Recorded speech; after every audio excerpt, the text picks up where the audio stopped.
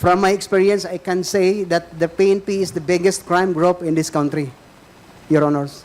Is that true? Yes, Your Honors. Mabigat, Colonel, itong salaysay na ito, ha? I will not ask you the names now, pero sa executive session na rin. Are you saying all of this because malapit na po kayo mag-retire sa serbisyo? Yes, Your Honors. And you seem to be so displeased. Hindi ho kayo naging masaya sa mga panghitabo ba? Sa mga pangyayari? Yes, Your Honors. What do you plan to do upon retirement? Ano ang gusto ninyong gawin for your community, sa simbahan ninyo, for your people? To continue siguro, Your Honor, sa pag-evangelist. Tapos na ako sa trabaho as a public servant, then yun naman ang sa Panginoon ko. Because in Matthew chapter 6 verse 33, it says that seek ye first the kingdom of God and His righteousness, and all of these things shall be added unto you. Yun ang gawin ko, Your Honors, if God's will. Mag-missionary lang. Colonel Spinido, do you honestly believe na hanggang ngayon malaki pa rin ang problema ng drugs natin sa probinsya natin sa Leyte? Sa Leyte ngayon, Your Honors, because Kerwin Espinosa is bumalik na. Yes. Bumalik na naman, Your Honors. Paano Very kasi, obvious. paano kasi magkaubanda sa atong probinsya? Ang atong speaker nasad sa atong probinsya. What do you think is the best thing that can be done para mabawasan ang problema ng drugs doon sa probinsya natin? Your Honors, ang pulis lang talaga ang magsulba sa lahat ng problema. Walang kasali, hindi kasali ang mga elected officials. Only the police, because we have the power mandated by laws to implement the law without fear or favor. That is our mission, to maintain and prevent, to serve and protect. Yun lang sana, Your Honors, ang police isinasabuhay yung mission at saka yung core values na pro-God, God-fearing, hindi tumatanggap ng pera. Matapos yung problema ng drugs, Your Honors, in Leyte. Thank you, Colonel Spinido. Thank you, sir. Mr. Chair, I end my inquiry in this committee. Hopefully, with what Colonel Spinido said, we're hoping that we can strengthen our police operations, that the national government will strengthen the police force in our province in Leyte through the help of the Philippine National Police and through the help of our speaker. Thank you so much, Mr. Chair. Thank you, Colonel Spinido. Thank Thank you, you, sir. Congressman Gomez. The next to interpolate is Congressman Serge Dagook. Congressman Dagook, you're recognized. Thank you, Mr. Chair. Good afternoon, everyone. Mayong hapon, Colonel Joey. May nga po, sir. I would like to ask you about paragraph 4 in relation to paragraph 12 sa affidavit mo. Sabi mo kasi, sa paragraph 4, tinawagan ka ni Chief PNP dati, Ronald De La Rosa. Doon sa paragraph 12, you personally reported to him. You personally reported to him. So, yung bang boses na narinig mo, yung boses na narinig mo nung tumawag yung sabi mong si General De La Rosa, dating Chief PNP, pareho ba na boses nung nagkaharap na kayo? Yes, Your Honors, Mr. Chair. Ibig sabihin, Mr. Chair, kayo ay hindi lang naniwala na si former Chief PNP yung tumawag sa iyo, kundi na-confirm mo na siya talaga nung nagkaharap na kayo dahil pare-pareho yung boses ng tumawag at yung boses ng taong kausap mo nung nagkita kayo. Yes, Your Honor, Mr. Chair. At saka hindi lang ganun, Your Honors, ang pag-intindi ng familiarization ng boses niya, may order na kagad. Order. Okay. Yes. Sinabi mo kanina na nung tinanong ka sa isa sa mga kasamahan namin dito sa committee, kung ano yung masasabi mo sa drug on war ng dating administrasyon. Isa sa nabanggit mong terminology is practical. Practical. Sabi mo successful dahil practical. Can you describe or define what is practical to you in as far as drug war is concerned? Yung practical naman, pag intindi ko, Your Honors, yung kausapin kaagad direct yung mga involved, tinanong kung sino ang source ng drugs nila, pinuntahan na, hindi na pinahintay na mag-file ng complaint kasi ang kagawian ng police, Your Honors, makahingi lang ng information right after kung mahuli na yung isang suspect.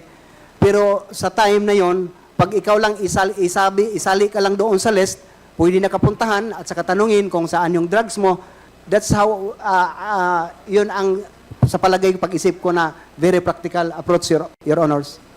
Mr. Chair, yung bang sa palagay mo practical sa tingin mo ay in accordance with law? I cannot really specifically, Your Honors, kung in accordance with law, as long as the PNP, number one, Your Honors, hindi hinuli, no? Pangalawa, yun siguro lang ang approach na papuntahin ka sa police station kasi nalista, yun siguro ang parang hindi na maganda, Your Honors, no? Binapapunta mo na walang invitation, kung ano pa man. Pero kung as tao lang tayo, Your Honors, na parang bigyan ng second chance yung mga involved, sa ganun lang na mga paraan, Your Honors. Mr. Chair, gusto ko lang linawin at masigurado na uulitin ko yung tanong ko, Colonel. You appreciate, no? Parang inaano mo yung, pinupuri mo yung drug war kasi successful siya, sabi mo, at practical. Gusto ko lang ulitin yung tanong ko. Yung practical ba na sinabi mo is always in accordance with law? Yung mga ginagawa doon sa practical na sinabi mo, Mr. Chair. Hindi siguro lahat, Your Honors, no? Pero mayroon lang na mga example, Your Honor, sa akin. Kinausap ko si Mayor na para matapos na ito, isurrender nyo na lang yung drugs. Ikaw, Mayor Aldong, isurrender mo na lang yung baril. Ikaw, Ardot, isurrender mo lang yung mga tao mo na involved.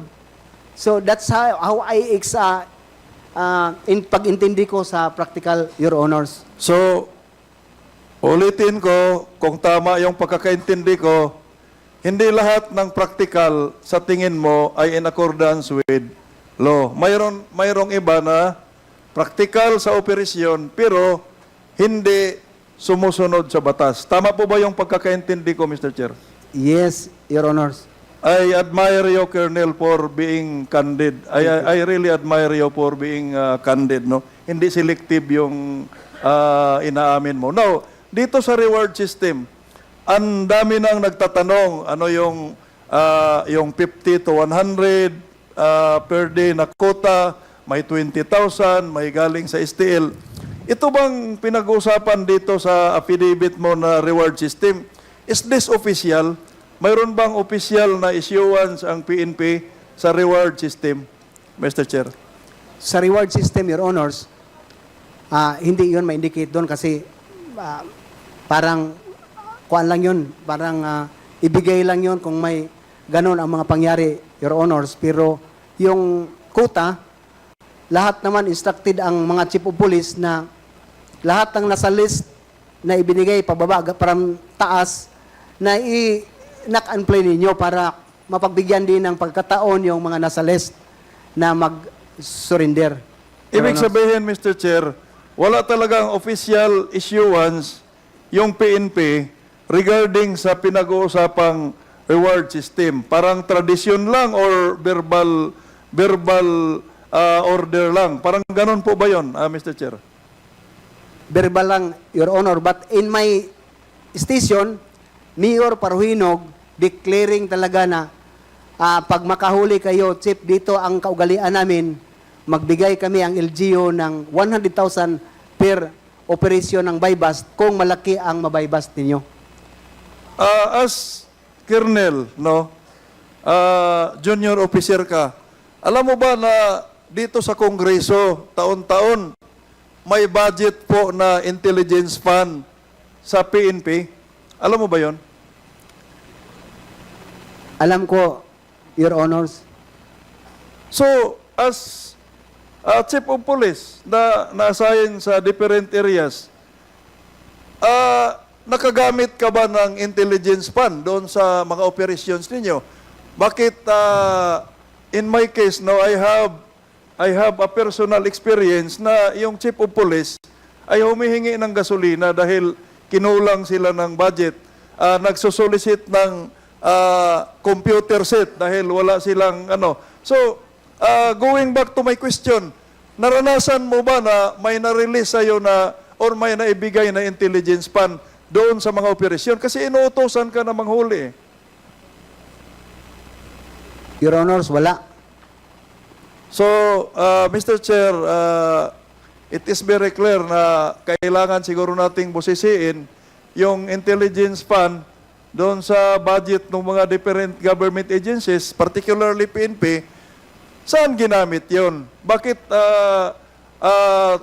nanggagaling na sa STL, kung kani-kanino, yung mga ginagawang, yung mga binibigay na reward? Because with this kind of practice, ay hindi talaga natin masiwata kasi may nagbibigay. Baka yung nagbibigay ay involved din. So, finally, Mr. Chair, although marami akong sanang katanungan, but I would like to yield to the other members. Medyo nakakabahala po yung paragraph 34, no? Na sinabi dito ni Colonel Espinido na from my experience, I can see that the PNP is the biggest crime group in the country. Mr. Chair, if you will allow, can I ask kung sino yung alam ko kasi we have invited here some PNP officials.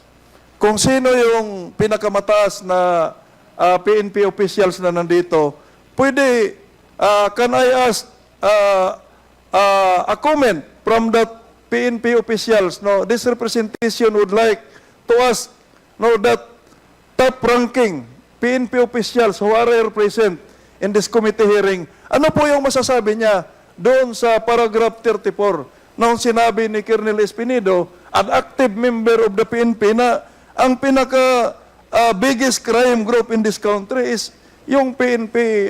If the chair would allow na tanungin natin yung pinakamataas na high-ranking PNP na nandito. May I know who is the highest-ranking PNP officer present in the committee hearing today?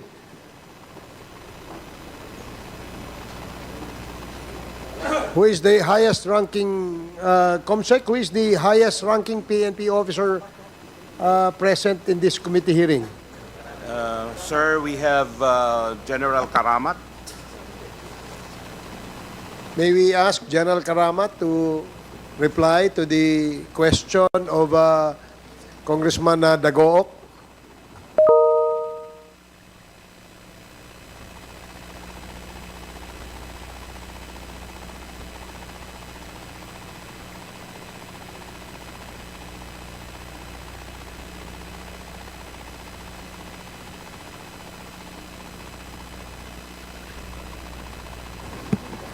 General Karamat, you're recognized. Kindly reply to the query of Congressman Dagook. Thank you, Mr. Chairman, sir. Come again with the question, Mr. Chairman, sir. Congressman Dagook, can you please repeat the question? Mr. Chair, under paragraph 34 of the affidavit of Colonel Espinido, sinabi niya na base sa kanyang experience, ang pinaka-biggest crime syndicate sa bansang ito ay ang PNP organization mismo. Ang tinatanong ng representasyong ito, ano po ang masasabi ni General Karamat doon sa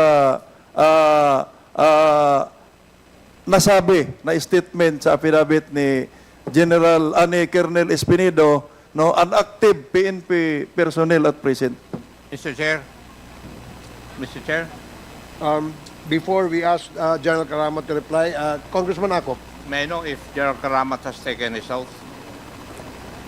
Comsec, has General Karamat taken his oath?